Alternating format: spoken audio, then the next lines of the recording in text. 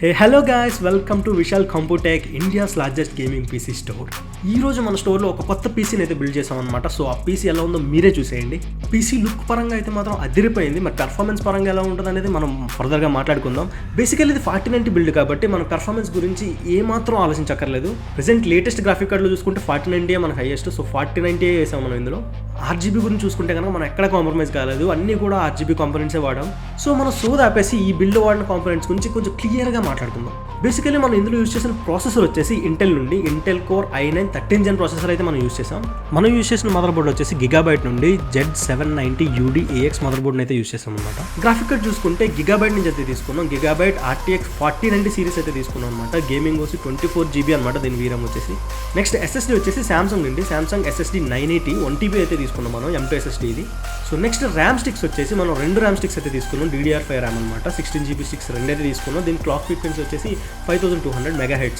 Next liquid CPU cooler చూసుకుంటే కనుక మనం LCD లిక్విడ్ కూలర్ అయితే యూస్ చేస్తాం అనమాట. సో CORSAIR నుండి iCUE H150i Elite LCD XT అయితే యూస్ చేస్తాం అనమాట. సో దీనికి డిస్ప్లే కూడా ఉంటుంది, మనకి అందులో టెంపరేచర్ అంతా కూడా చూపిస్తుంది.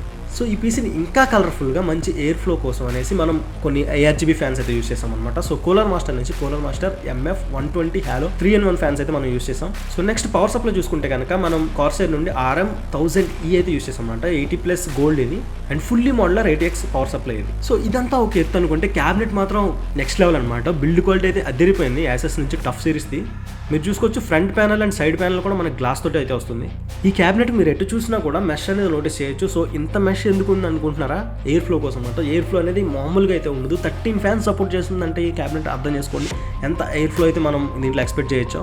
సారీ, దీని గురించి చెప్తూ మోడల్ నెంబర్ చెప్పడం మర్చిపోయాను. మోడల్ నెంబర్ వచ్చేసి ASUS టఫ్ సిరీస్ 502 అనమాట, GT502. And cabinet front panel చూసుకుంటే కనుక మనకి టఫ్ సిరీస్ సంబంధించిన బ్రాండింగ్ అయితే ఉంది. అండ్ ఇక్కడ చూసుకోవచ్చు మనకి power button, restart button and RGB controlling button అయితే ఉంది. ఇవి కాకుండా మనకి ఫ్రంట్ ప్యానల్ కనెక్టర్స్ చూసుకుంటే కనుక USB 3.2 స్లాట్లు 2, 1 హెడ్ ఫోన్ జాక్ అండ్ అలాగే C టైప్ స్లాట్ అయితే ఒకటి ఉంది. అండ్ టాప్ లో చూసుకుంటే కనుక మనకి ఇక్కడ 2 స్ట్రాప్స్ అయితే ఇచ్చారనమాట. సో ఈజీగా మనం లిఫ్ట్ చేసుకోవడానికి అండ్ పట్టుకోవడానికి కూడా ఇబ్బంది లేకుండా ఉంటుంది.